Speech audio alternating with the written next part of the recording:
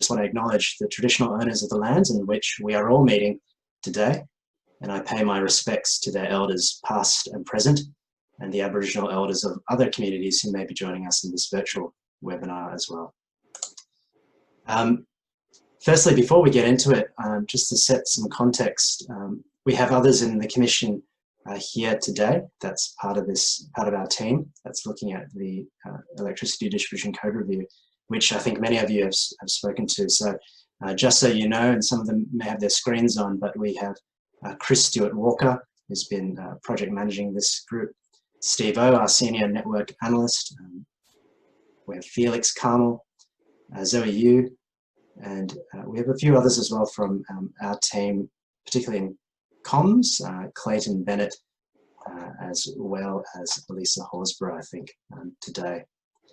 I just want to take this time as well to just very much thank you for all your conversations that's been had to get to this point, both in the lead up to this draft decision, but also subsequent to it as well. The team has been involved, I think, with all of you through either individual conversations or group conversations, just to get your feedback so far.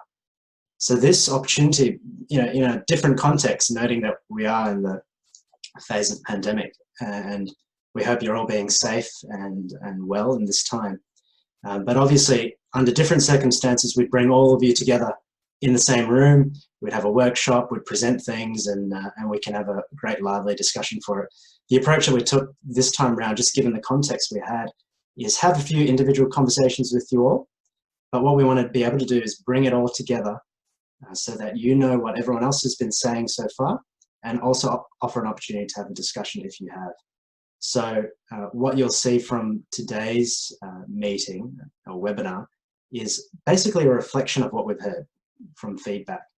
You can ask questions along the way as well, but that's really the main purpose of today, so that you can hear what others are saying about our draft decision. I'd also really encourage you to put in a submission as a stakeholder to our processes. Submissions are really important for us to consider. It helps us think through our own processes. So please do that when you can. But obviously the presentation slides from today is going to be put up online, as well as some notes on the feedback that we've heard so far as well. So, so feel free to look at those in your time as well. So without further ado, just thank you again. Continue to stay safe in these times. I'll now hand it to Chris Stewart-Walker just to talk through some housekeeping and then get through the reflections and feedback that we've heard so far. Thanks. Thanks, Aaron. And yes, definitely echo what Aaron said. Welcome to everyone. Thanks for joining us in this online forum. Our webinar rather. So a bit of housekeeping before we sort of move on to the slides.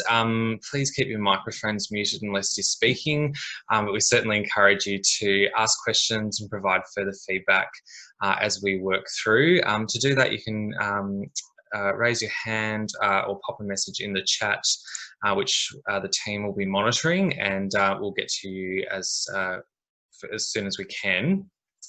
We are recording today's session as well, so any comments in the chat, or indeed any questions asked verbally, are recorded, and we are planning on publishing the recording to our website as well as part of the package of stakeholder feedback that we've received through our consultation. And please feel free to share your video as well. It's nice to see everyone's faces. So there'll be opportunities as well at certain intervals to ask questions, but yeah, feel free to just put your hand up, or just pop a note in the chat and we will monitor that. So I'm just going to share my screen with you.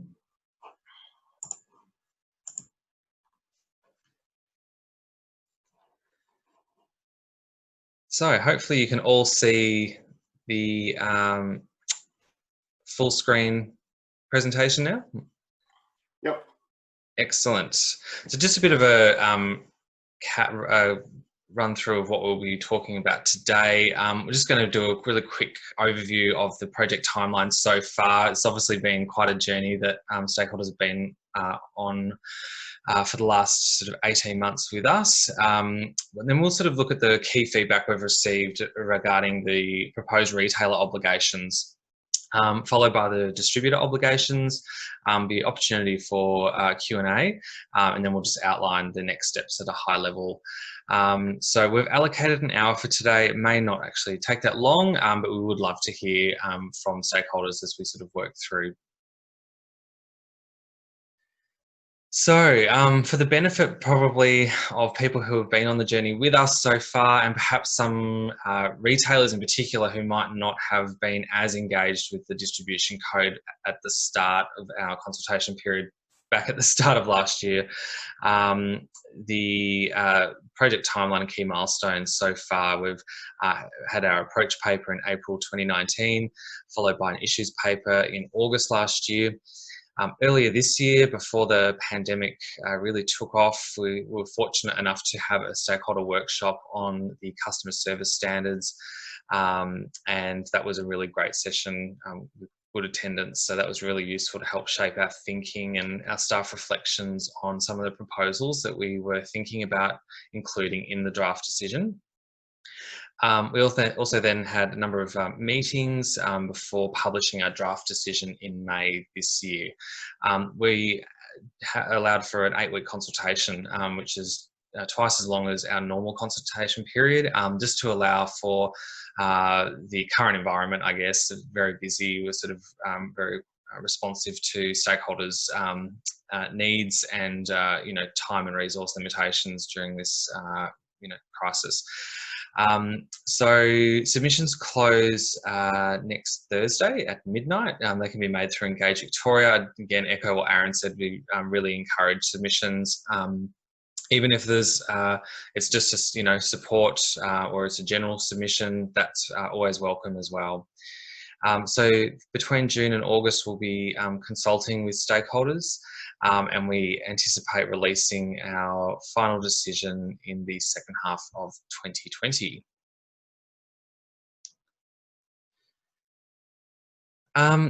Wanted to provide a bit of an overview of some of the feedback that we have heard through our one-on-one meetings. So I think we met with around 8 retailers so far of various sizes, and had some really useful feedback through that process. We also met with all the distributors, with EWOV, and a couple of consumer groups as well. So that's the consultation that we have been undertaking so far, and of course we're always open to further discussions with stakeholders as well. So in terms of the retailer obligations, I guess the main feedback that we heard was that many retailers already collect customer contact information when they onboard customers, including phone numbers and email addresses. We also heard that some retailers do routinely check customer contact information when a customer might call them for their inquiry, for example, so that they can keep the details up to date. The other thing that we heard was that retailers already have automated systems and processes to share customer details through established systems and procedures, so AEMO's business-to-business procedures. So we heard that it should be relatively straightforward to implement our proposed obligation to share information with distributors, including that really critical thing, which is the electronic customer contact information, where a retailer knows that information, because that's really what's going to underpin a lot of the proposals that we have made in relation to planned outage notifications, and sort of modernising the way that distributors can communicate with their customers about planned outages. So some of the other feedback we heard was that perhaps just to limit the number of phone numbers to 2 phone numbers, because that's what's accommodated for in the current AEMO business-to-business procedure. So definitely take that on board. And we also heard that perhaps safeguards may be needed for customer details. So we're certainly keen to hear more specific feedback on that, whether that's today or in submissions. That was something that a number of retailers did raise with us. There was also some feedback around the guaranteed service level timely application of payments to customer accounts. So we heard that retailers sort of really understood the problem we're trying to fix, but a lot of retailers felt that 2 business days to apply the payment to a customer's accounts might not be sufficient. And that's because the payments are received through the monthly network settlement bills, and there are relatively manual processes to actually pick out those GSL payments and apply them to customer accounts. We also heard that some larger retailers, just by virtue of their large customer base, might receive lots of GSL payments in one go, and so they may need more time to apply those payments to customer accounts. The other end of the spectrum, we heard that some smaller retailers have really limited resources for their network settlement and account adjustment work, so it might be a bit difficult for them to turn it around that quickly as well. So certainly take all of that feedback on board, and we will try and work to strike an appropriate balance that still gets to the crux of fixing the problem that we have seen before in the market, where retailers have had long delays with applying GSL payments to customer accounts after they've received the payments from distributors. So that's essentially what we're trying to fix here. So yeah, that's something that we'll take on board with that feedback. Just before I move on, I might just quickly add, I did miss another piece of feedback, which was just in relation to the sharing customer information with distributors. So in the proposal, we proposed to do it on a transaction by transaction basis. There's also some sort of transitional arrangements, I guess, for legacy customers. But one of the other things that was in the proposal was sort of a monthly reconciliation of customer contact info. We did hear from a number of retailers that that's probably not needed in their view, because of the fact that it's shared on a transaction by transaction basis, including when customer details are updated. So we'll take that feedback on board as well. Chris, just before you go on, I think John Mumford might have a question either about this issue or the previous one. Terrific. If it's all right, can you hear me? Yes, John, we can hear you. Excellent, excellent. I'm probably late to looking at this review, but the thing that struck me here is that it's really important that distributors are allowed to collect this information as well. I mean, a customer contacts their distributor about an issue with planned outage, unplanned outage, and says, well, you know, why don't you send me the notifications? It's a ridiculous situation if they've then got to go back to a retailer and to provide the information so that the retailer can give it to the distributor. So in addition to what's being proposed, distributors need to be allowed to collect this information as well. Yeah, absolutely, John. No, that's good feedback to think about it from that perspective too, where a customer might contact their distributor directly. So yeah, I think that would be compatible with our proposal. I don't think there's anything at the minute that would prohibit a distributor from collecting that info and then notifying customers electronically about planned outages. But that might be something, yeah, we can just think about a bit more and maybe sort of call out in the final decision paper a bit more clearly. Well, that would be good, and it would be good to actually see it written down. Yeah. My overall comment about the review, from what I've seen so far, is that it's very focused on distributors and retailers. It's not focused on anywhere near as much on customers. And seriously, that's what we need to be focusing on, the needs of customers. Yeah, that's great. Thanks, John. Is there any other questions or any other feedback? Just any reflections you might have following that sort of overview of what we heard about the proposed retailer obligations?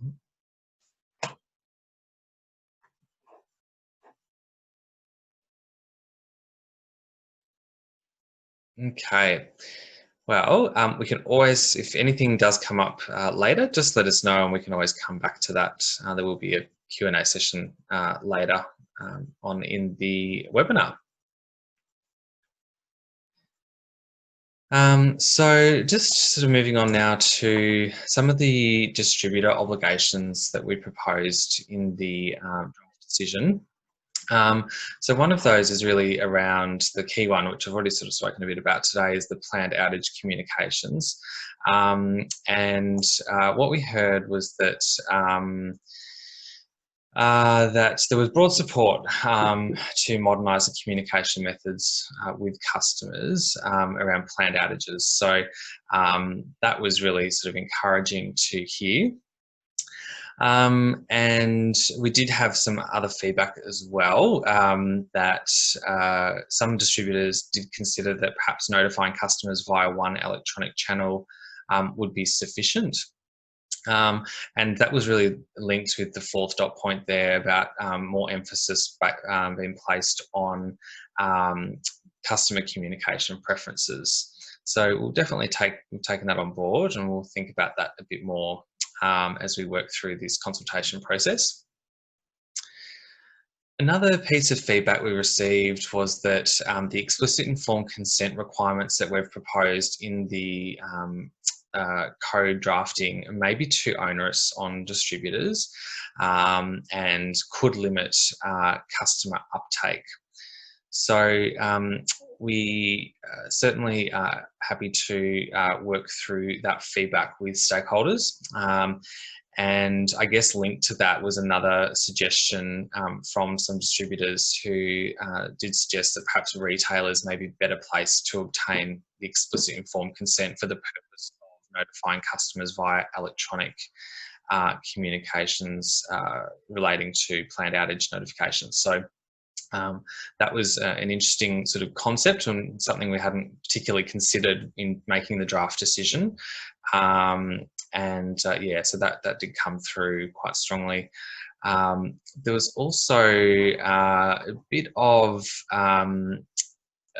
potential confusion that could be caused in relation to the requirement to send electronic notifications when a customer has not provided consent to receive electronic only communications. So customers would get a mixture of electronic and hard copy. So we heard that that may make some of the other proposals, such as notifications around cancelled works, more complex. So we're certainly open to working through that particular piece of feedback as well.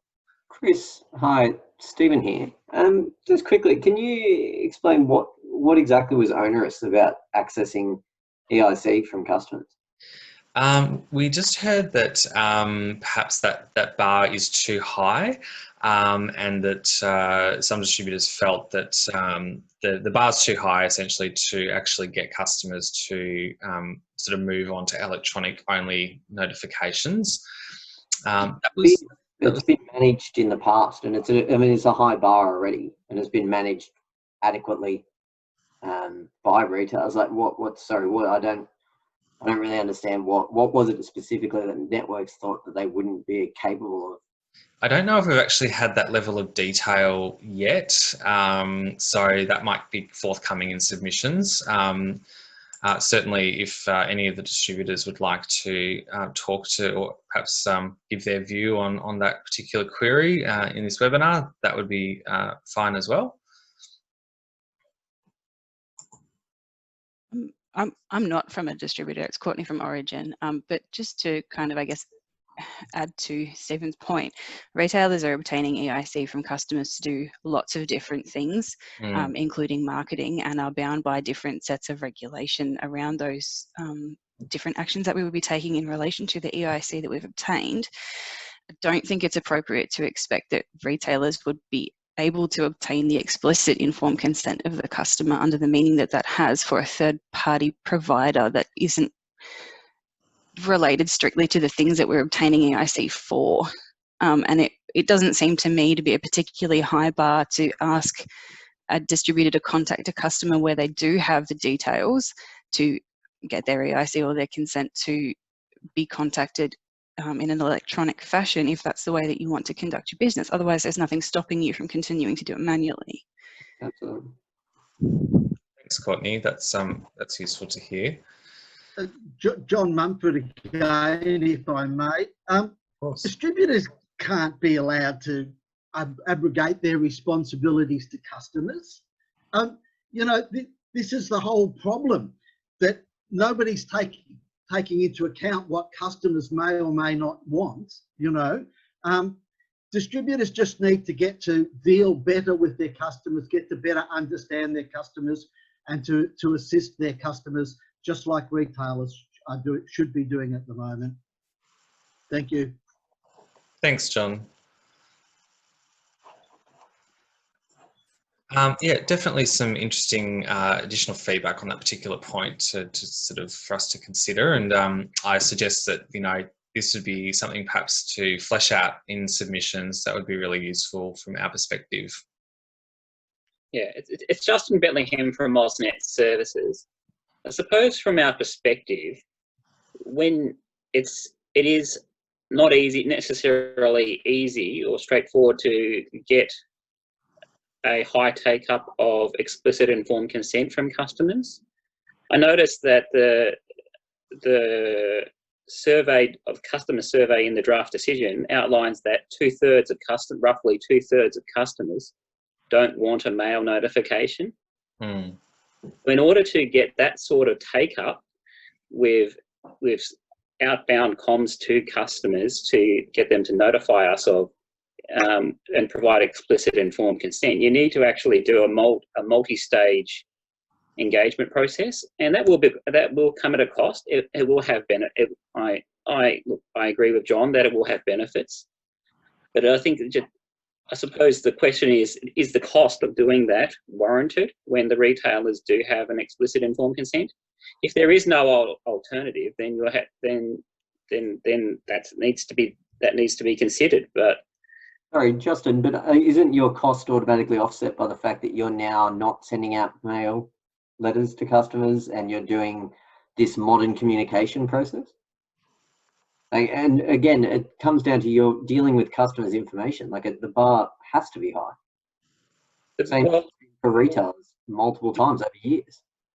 But the cost may not be justified by the savings in letters. That's the point.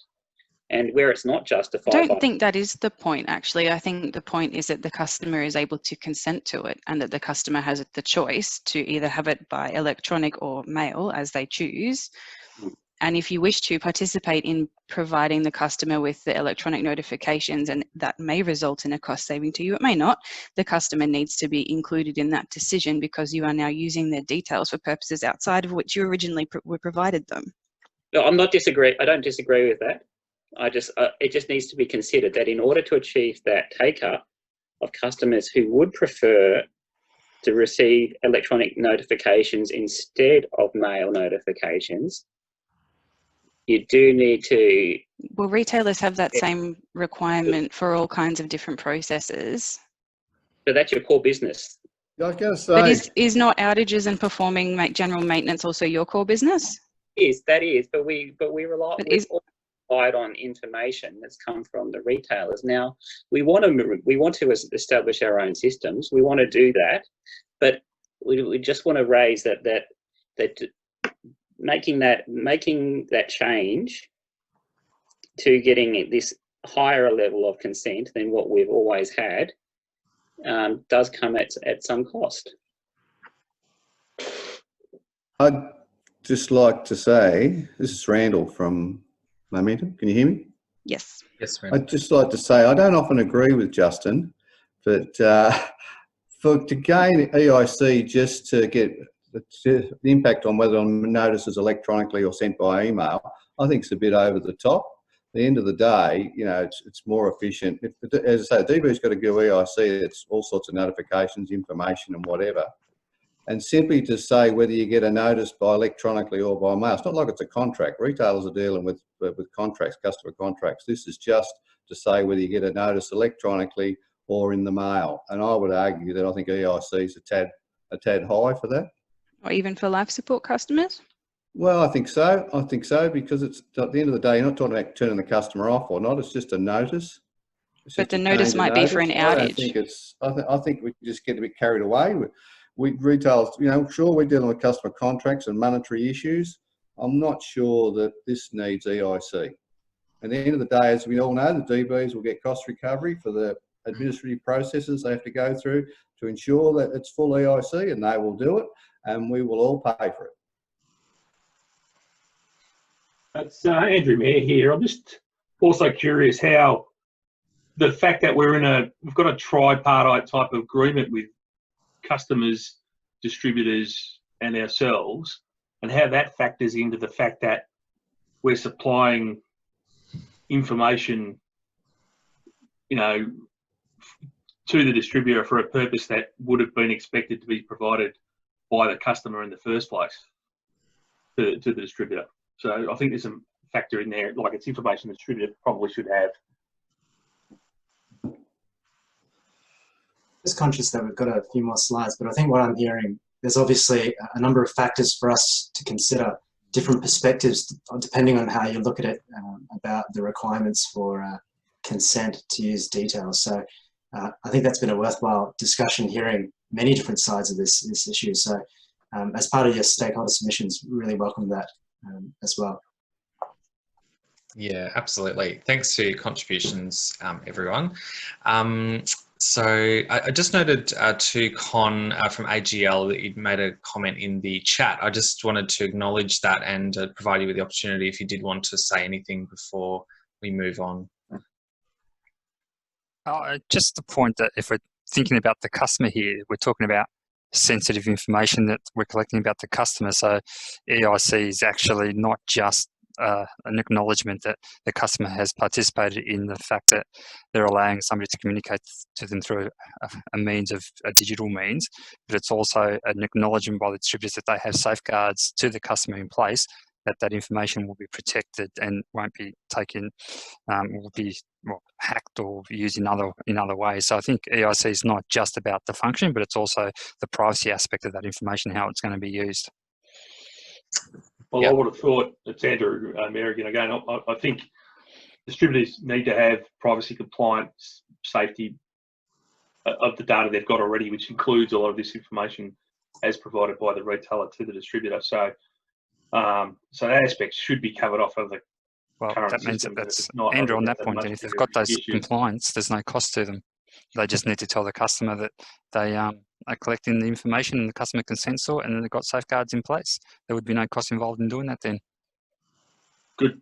Yep. Well, and again, I'm also, you know, it's about, you know, we've got health and safety issues here as well, and I think we've got to find that balance between, you know, providing the information in a timely manner and you know, and those privacy concerns, you know, when potentially this outage information and life support information is very important to get to customers quickly and effectively and efficiently. Yep, and the customer has a right to know that that's going to happen, and the customer consents to that process. I'd like to say something too, please. Of course, Elizabeth, feel free. Oh, I think you're on mute.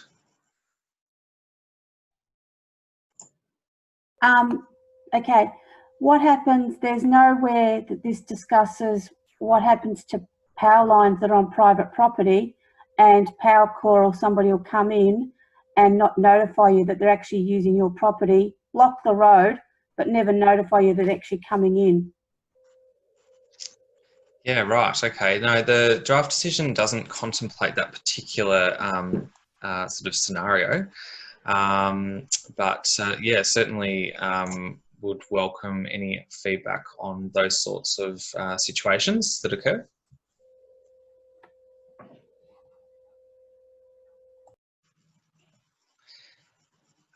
Just to cover off just some of the last points on planned outage notifications before we move on to guaranteed service level payments. We did hear as well from distributors that the requirement to notify customers electronically of cancelled works within 1 hour may not always be the most appropriate sort of time frame. And the reason that they've provided for that is that sometimes works are cancelled late at night. So we've heard that distributors would like a bit more flexibility to perhaps notify customers the following morning that works have been cancelled. We did hear as well that that could happen, often happens with declarations of total fire ban days, often happen late in the day, which may actually cause works to be cancelled. So that was one of the examples that was provided to us. So we'll have a bit more of a think about that, and again, taking into account what would be a good experience for customers while still achieving the intent of timely notification about cancelled works. Also, can I add to that, when there's actually major plant outages for like weeks on every Tuesday for 6 or 8 weeks, the customers, as we're consumers, we never get notified that that's an ongoing project. Right. So, and I had a neighbour who actually had a power out every Tuesday when she was actually home for that was her day off for work, but nobody told it was going to be such a big project. Right. Okay. Yeah. So just recurring outages over a period of time. Okay. That's an interesting one. Thanks, Elizabeth. John Mumford here. I'd just like to add to that. I thought I read in here that distributors are going to need to give an explanation, a high-level explanation of outages. Distributors need to be giving an explanation of all outages, planned and unplanned, and there needs to be an ongoing record of them so that people can see how many outages they've had and try to work out, you know, what alternatives they might have. And of course, distributors should also be consulting with their customers when they are going to be doing ongoing planned outages especially, and try and work out the best way and the best time to be doing those outages. Thanks, John. That's good to hear your perspective on that one.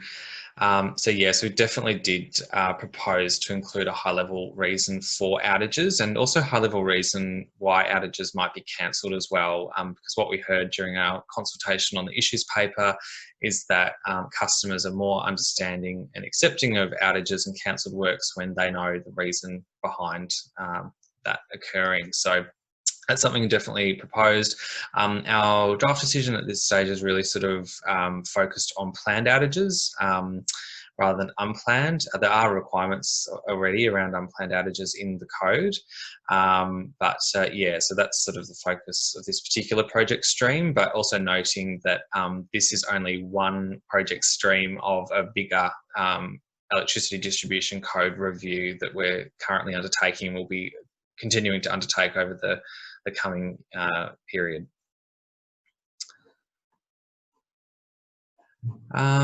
Great, well thanks for that. In the interest of time, I'll just keep moving along. Just with guaranteed service level payments. So the issue we're trying to address here is to make sure that customers get their GSL payments in a more timely way than what currently occurs under the framework. So what we've heard here is that GSL payments are made through monthly network settlement bills.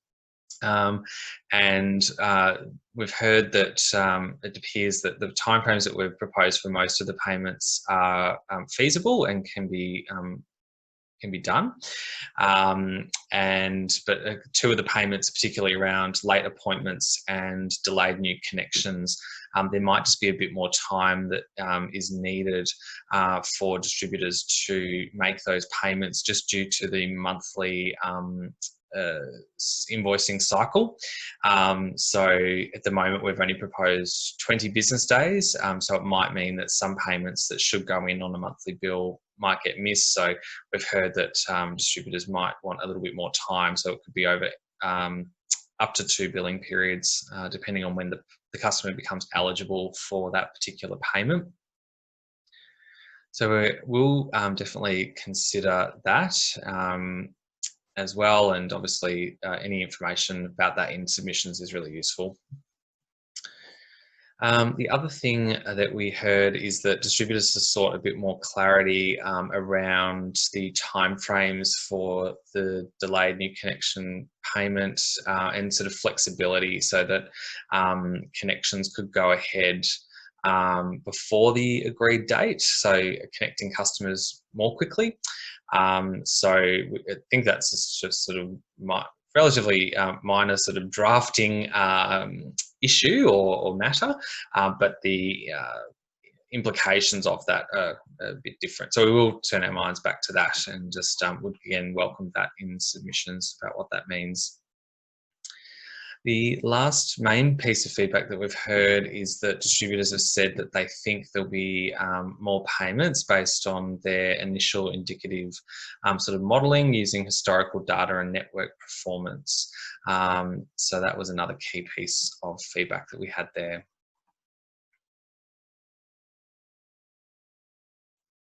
There is just a few comments that have just come through from people in the chat. So Jake, thanks for your feedback around explicit informed consent, just being necessary regardless of who asks it. And also from Misan, just around life support customers, having a different process and perhaps higher protections, and just retailers are under obligations to provide end-use details to distributors. And also just from Courtney Markham at Origin, just saying the concern is not that retailers provide the information, it's about the customer consenting to how the information is used. I think that goes back to the point that we heard from some retailers on the previous slide where they were asked, sort of querying what safeguards would be in place for customer information. So thanks for all that feedback. The next key piece of feedback that we had was in relation to our proposal to notify local communities where there's going to be the annual compliance testing of bushfire safety technology, such as rapid earth fault current limiters, or REFCLs, which are being rolled out through the networks at the moment and over the next few years. So the key piece of feedback that we heard was that distributors have said that they're not supportive of the proposed requirement. They said that the annual compliance testing was very unlikely to cause an outage, and public notices may create an expectation that outages are likely to occur when, in distributors' experience, what they've told us is that they don't have outages with the annual compliance testing. The other thing that we heard was that the initial testing, when the equipment is commissioned, is more likely to cause the outage. And we've also heard that distributors already have community engagement plans in place and media releases and so on when they are commissioning equipment and REFCLs in their networks. So that's the feedback that we've had from distributors, just broadly. Oh, sorry. Accidentally.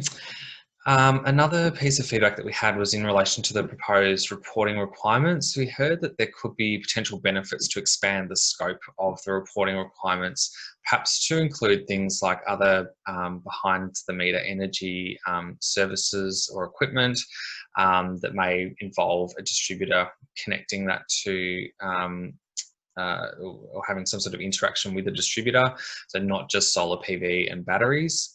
And that could include things like electric vehicle connections or network augmentations or upgrades, like, for example, going from single phase to three phase to be able to have a three-phase charger installed in a customer's house. So that's it's just, yeah, another piece of feedback that we had there.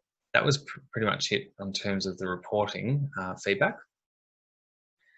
And then I guess the next key piece of feedback that we heard was around the commencement of the new rules. So in the draft decision, we had proposed to start the retailer obligations from the 1st of November this year and distribution obligations from the 1st of January next year. and we have heard there's a couple of key pieces of feedback there. The main one being that there is actually a bill currently being considered by the Victorian Parliament, which will actually move the economic regulation periods from calendar years with the Australian Energy Regulator to financial years, starting from the 1st of July 2021. So that means I think that there would be some sort of 6-month transitional period between January and June in the first half of next year. So we will consider that and what that means for our final decision. As we had flagged in our draft decision, this was on our radar. We were aware that there was the potential for this to occur, and we were just going to take a wait and see approach to see if the legislation was going to be introduced into Parliament, and of course if it was going to be passed as well. So we have heard from stakeholders on that. We also heard from retailers that they may need a little bit more time too, and I guess we would take all of that feedback on board in considering when the obligations start and whether there's opportunities to perhaps stagger obligations coming into effect, that sort of thing. So we'll work with stakeholders and continue to monitor the passage of that legislation through Parliament. Just quickly back to the chat, and then we've got a Q&A coming up, but I just wanted to just note there, Alan from PowerShop, and just asking what was the basis for the request to have community annual notices, and was there an evidence base to advise it was a requirement?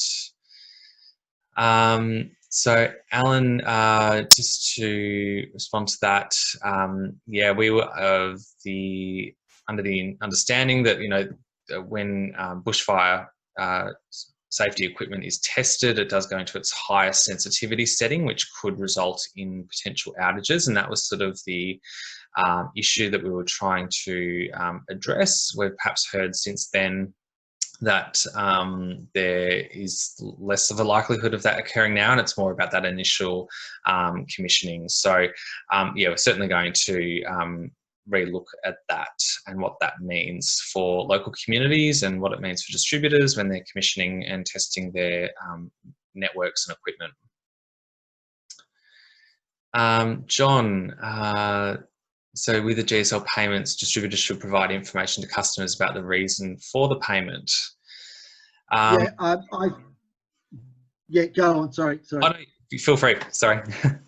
Well, no, I just think I think part of the whole problem here is if you're getting a GSL payment, you're getting a GSL payment because of poor service. Although often that's the reasons for the poor service are often out of the control of the distributor. So distributors need to be giving information to customers about what is causing the problem, hopefully what they're going to do to try and reduce incidents of this, and making it known to customers that customers can discuss these issues with distributors. I think in some cases when a customer discusses why they're having so many outages with a distributor, it often turns up all sorts of ways that they can mitigate or lessen those outages. But at the moment, that lack of communication and that lack of consultation is just not there. Yeah, thanks, John. That's interesting perspective to hear as well. It does actually sort of link in with what we heard from, I think it was maybe 1 or 2 retailers, just in relation to they would said that they would like maybe some more information from distributors about what the payment was for. So for outages on these dates, for example, so that because they told us that they often get inquiries from customers ringing up about this guaranteed service level payment on their retail bill. Sometimes there's confusion as well. We heard with customers thinking that the payment's from their retailer rather than from the distributor. And just queries about what that payment was for as well. So we heard that those retailers just generally refer the customer to the distributor to find out that information. But yeah, certainly we've heard that customers do sometimes want more information about these things. So yeah, we'll think about that more as well. Well, Well, I think that just really highlights the problem. Any process where you've got a customer's got to go to two places to get the information is wrong. It's not customer friendly. And, you know, we need to be focusing on the needs of customers and not the needs of businesses so much. It's just too heavily aligned at the moment on the needs of businesses. So at the moment, I'm Courtney from Origin again, we don't get a lot of information from the distributor about what the GSL payment is for, but we are largely the contact point for the customer. And so if the information were to be provided to the retailer, it would very likely resolve the concern that you have around customers having to make multiple contact points. We'd be more than happy to receive that information if it's available. So I'm amazed that it's not already happening. But nothing surprises me. And Stephen here from Red Lumo. This was one of the discussions we had with you, Chris, around the need for this information to be sent to the retailers around the outage, around the GSL, because as highlighted, there is an instance that customers' first instinct is not to call the network because they don't necessarily know the network. They don't, you know, get off the phone. They know who their retailer is. They chose to be with their retailer. They've made that that decision, and we do believe that that information does allow us to answer that question rather than have that instinct of what's this inquiry about? What's this payment related to? Don't know. Call your network. Or don't know what the outage is. Call your network. And those information that does need to be addressed. Valid point. Thanks, Stephen. Appreciate that. It's good to hear. Also, just in the chat from Andrew, is that Andrew? Yeah, so that's fine. Look, that's all been very, very useful. Are there any other questions or reflections that people would like to share with us before we sort of go to the next steps and wrap up the webinar today? I would, Elizabeth, yes. Thanks, Elizabeth. The distributor only identifies the poles by the NIM and doesn't have a clue or the resources to know whose property the poles are located on. I've got an example here of a magnet that was issued years ago, and they'd be brilliant to be sent back out to customers because they only know your NIM. They don't know. They are so hard to deal with. We have 5 different NIMs on our farm, and all different addresses. Right, yep. And so, sorry, just to, so it's in relation to, say, a distributor's assets on your property? Is that sort of what's a bit unclear? Yeah, both those issues, our property, their way they manage private lines as opposed to their lines. There's just different management of them. We actually have contractors or power core staff who come on and demand, and there's no biosecurity. This has been going on for over 25 years. I've come home to find trees mutilated in the backyard and never knew who was there. Right, okay.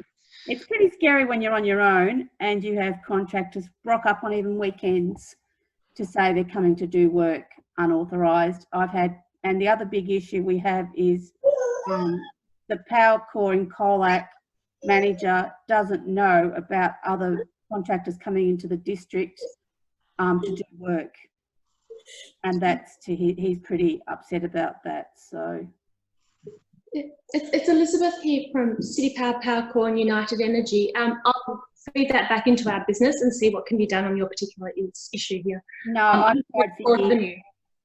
I've gone to the Ombudsman. I actually have a hotline. I've actually had one guy in the last 8 months that locked up on our property and threatened me with the police. Look, please refer the details to me. I'm happy to discuss it internally and see what can be done to try and stop this happening to you. And I'll raise it more initially. Everybody in the country. And Power Core needs to the government needs to legislate that tree planting is limited to power poles a minimum of 100 All metres. right. I appreciate that there's an issue here, but it does seem to be very much off topic at this point, and it's really great that you've offered to help Elizabeth out. But I think we should maybe come back to the original content of the conversation here around, you know, what we're going to be changing in the distribution code. Okay, outside of. just bear with me. The distribution code, you keep talking about access to customers, and John keeps saying we need to increase customers. You know, you're not customer friendly, and I can assure you the system isn't customer friendly. You're only a number. They have no idea whose property they're on. They just know about their polls, and at the end of the day, that's all the distributors know. Yeah, Elizabeth, it certainly would welcome, you are welcome to make a submission through Engage Victoria. We do welcome members of the public to make submissions as well. We want to hear from everyone involved, including customers directly affected or, you know, having interactions with distributors and indeed retailers. So feel free to use that process and that mechanism to provide your feedback. I'd also agree with John. I've only learnt about this through Eventbrite, this whole process this week or last week when it came up. And so the fact you've actually been working on this since April last year is pretty disappointing that we as customers or have not been notified that this process is happening. Yeah, thanks for that feedback. Happy to always talk through our stakeholder engagement and what we've done. We have actually had regional workshops and so on. So yeah, it's sometimes hard to reach everyone, but yeah, we certainly try and engage with the community as well. So again, welcome your feedback and comments in a submission if you'd like to make that. It doesn't need to be super formal or anything. So we do try and make ourselves accessible for members of the general public as well. So just throwing it back to the rest of the group and just more broadly, is there anything else from what we've spoken about today in terms of our proposals in the draft decision that you would like to share any reflections on? Just noting we've only got a couple of minutes left before we need to wrap today up.